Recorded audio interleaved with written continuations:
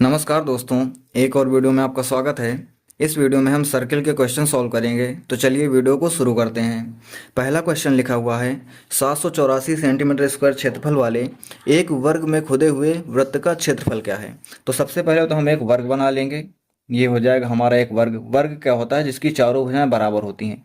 अब क्वेश्चन में लिखा हुआ है कि इसके अंदर एक वृत्त बना हुआ है। ये एक वृत्त हमने बना लिया।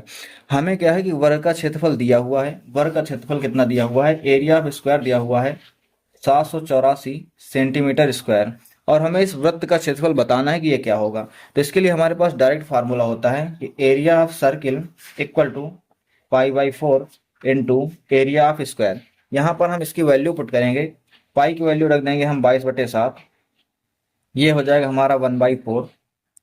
और एरिया ऑफ स्क्वायर का हम वैल्यू रख देंगे 784।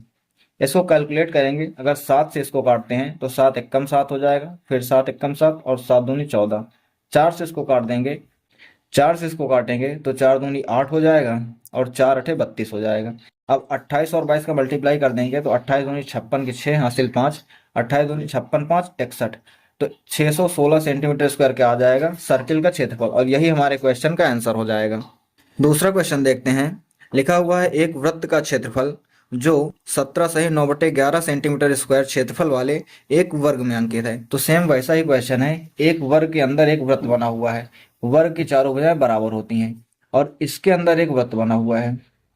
हमारे पास जो वर्ग है, स्क्वायर है, उसका क्षेत्रफल दिया हुआ है 17 सही 9/11 सेंटीमीटर स्क्वायर।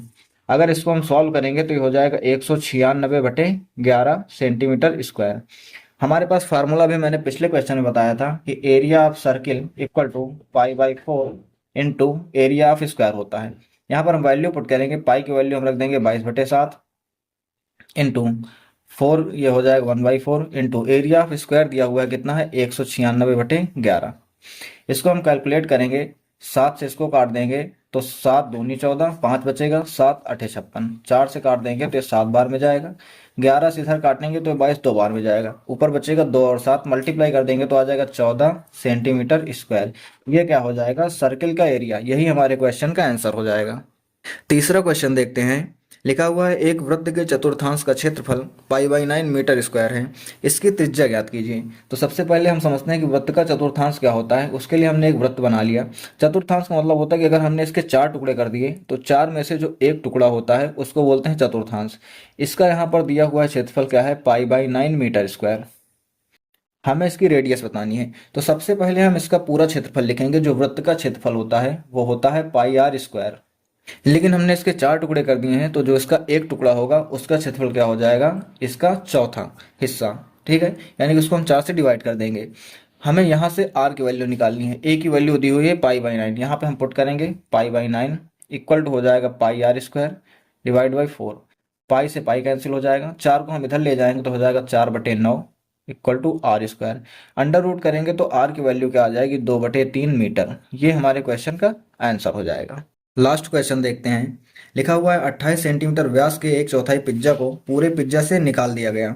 बचे हुए पिज्जा का परिमाप क्या है? तो सबसे पहले हम एक पूरा पिज्जा बना लेते हैं। ये मान लेते हैं कि पूरा पिज्जा है। अब इसका एक चौथाई हिस्सा निकाला गया। उसका मतलब क्या है कि इसके 4 टुकड़े किए गए और 4 में से इसका एक टुकड़ा बाहर कर दिया गया। जिस पर मैं सेटिंग कर रहा हूँ ये वाला टुकड़ा बाहर कर दिया गया। तो जो बचा हुआ हिस्सा है उसका हमें परिमाप बताना है। अब इसमें क्वेश्चन में दिया हुआ है कि डायामीटर जो है वो है 28 सेंटीमीटर। रेडियस जो होता है वो डायमीटर का आधा होता है। तो रेडियस कितना हो जाएगा? 14 सेंटीमीटर हो जाएगा हमारे पास। हमें बताना क्या है? परिमाप बताना है। परिमाप मतलब जिसपे मैं पेन चला रहा हूँ इसकी हमें लंबाई बताना। इस टोटल की हमें लंबाई बताना है कि ये टोटल कितना होगा। अब अगर ध्यान से समझो तो पूरा जो ये सर्किल था, पूरे सर्किल में से इतना हिस्सा निकल गया।